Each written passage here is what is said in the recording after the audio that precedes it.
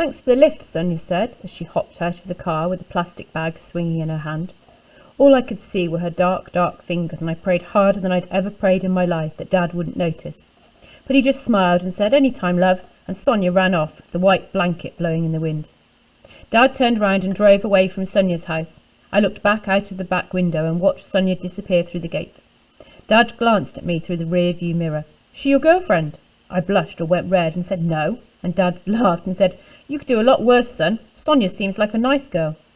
And all of a sudden I wanted to shout, "Her name's Sonia and she's a Muslim," just to see what he would say, because I knew full well that if Dad had seen Sonia covered by a hijab instead of a blanket, he wouldn't have thought she was a nice girl at all.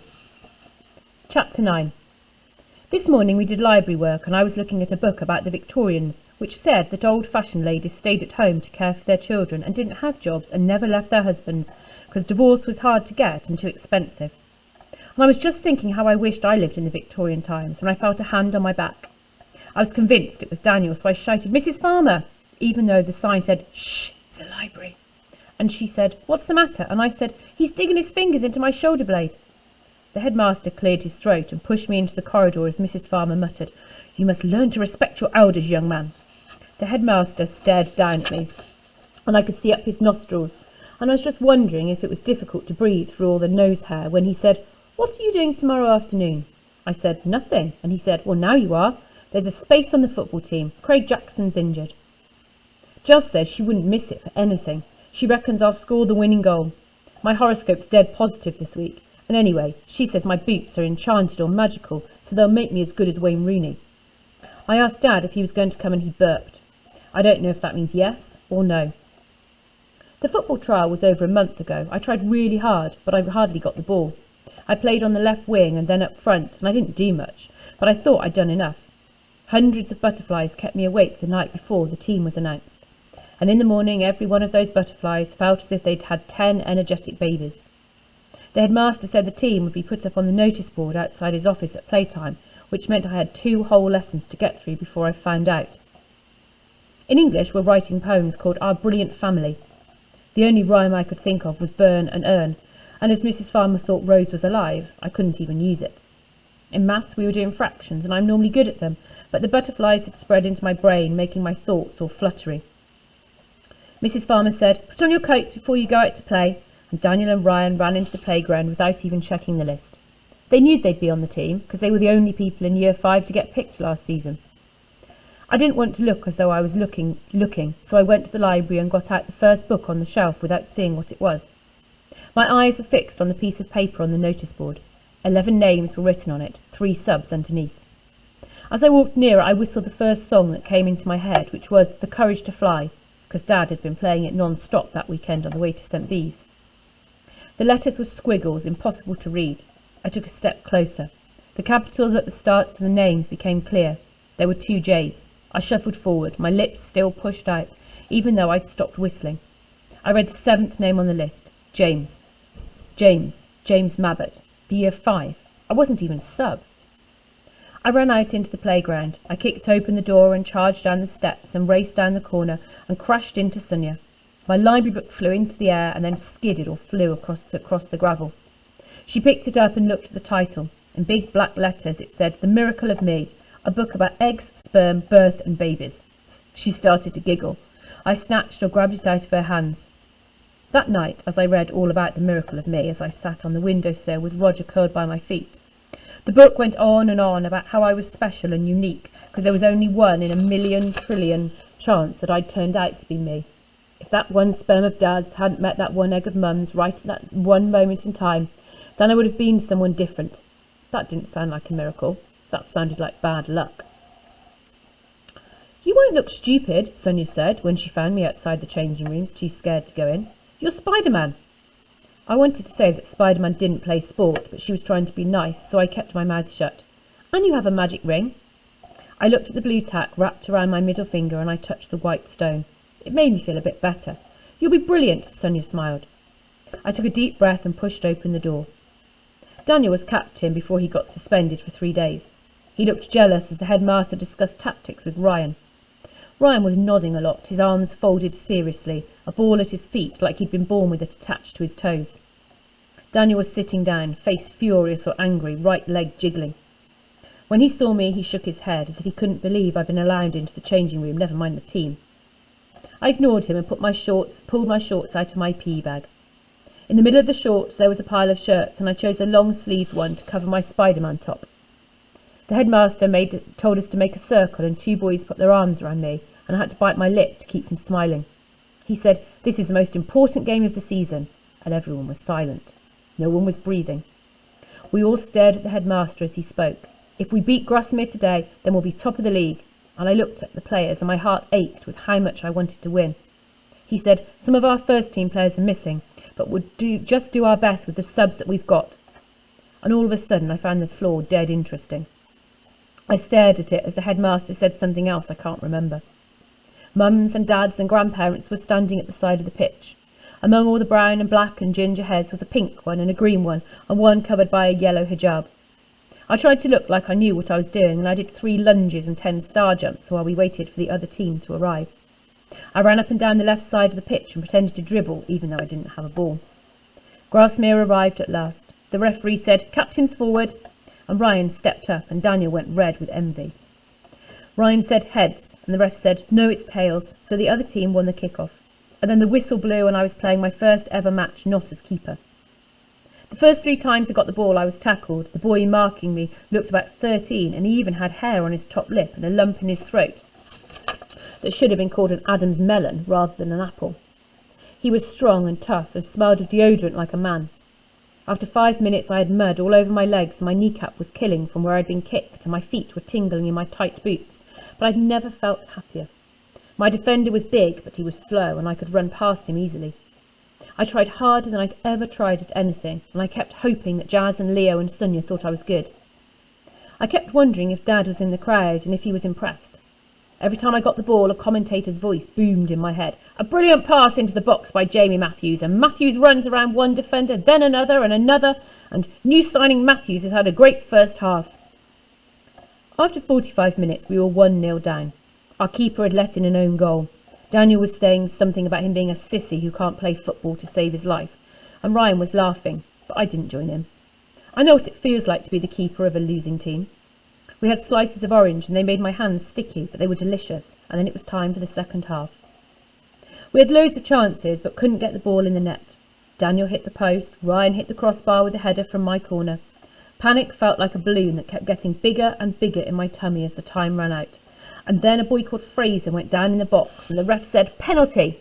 And Daniel was going to take it, but Ryan said, "No, I will." He got it in the top right corner. He ran over to the fans with his hands above his head, and everyone followed. By the time I got there, the celebration had stopped, and I had to sprint or run quickly all the way back to the left side of the pitch before Grasmere kicked off again. I had no energy left, but somehow I kept going. Even though my feet ached, I didn't give up, not even for a second. The headmaster was pacing up and down the side of the pitch, getting his shiny shoes all muddy, and he kept shouting things I couldn't hear. There was too much blood in my head, and I heard that sound you get when you press a shell to your ear. The ref checked the stopwatch, and I knew there was just 1 minute until the final whistle, and all of a sudden I had the ball, and I ran past my defender. I was on the edge of the penalty box, and I still had the ball, and I dribbled forward, and I still had the ball, and there was only the keeper left. The commentator's voice said, "Jamie Matthews has a chance to win the match for his team." And I thought about Mum and Dad and Jazz and Sonia, and I kicked the ball as hard as I could with my left foot. Everything happened in slow motion. The keeper jumped. His feet left the ground. His arms stretched. The net swung. The crowd's hands flew into the air. The ball had gone in. The ball had gone in. I stared at the goal, and I didn't blink, and I didn't move in case it was all a dream, and I was about to wake up. The shell noise disappeared, and I could hear shouts and claps and cheers, and the best thing was they were all for me. For some reason I thought of that book I got out of the library by mistake, and I felt special and unique. Not quite like a miracle, but not that far off either. Hundreds of hands dragged me down to the ground. All the players dived on top of me, and even though my face was squashed in the mud and I was getting wet because the ground was soggy, I didn't mind one bit. And I didn't want to be anywhere else in the entire world than right there, hardly able to breathe and crushed on the school pitch by 10 screaming players. 9 screaming players. Daniel hadn't come over to celebrate. I didn't realise until I got to my feet and the ref blew the whistle. Daniel was standing alone in the middle of the pitch, and he didn't even look happy that we'd won. Sonia was chanting my name, and she kissed the ring on her finger. I looked all around for Dad, and then kissed mine too. She waved and ran off, and the balloon in my tummy was bigger than ever, but it felt good, like an armband or a lilo or something else that holds you up in water. My shoulders got wider and my chest got bigger, and for the first time ever, my Spider-Man top seemed to fit. All the mums and dads walked over to their boys, and for a millisecond I didn't know what to do. I was still smiling, but my cheeks suddenly ached, and my lips felt cracked, and my tongue was too dry. But I kept my smile in place, because I didn't want anything, not even the fact that Dad's burp had meant no, to ruin that moment. Jazz and Leo were snogging, but they broke apart and waved, so I sprinted over.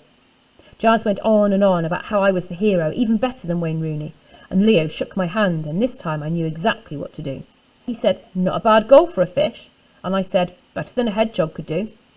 And he laughed properly, not in that fake grown-up way, and it glittered silver because of the studs in his tongue and lips. Other families stared at Jazz's pink hair and Leo's green spikes and their black clothes and white faces.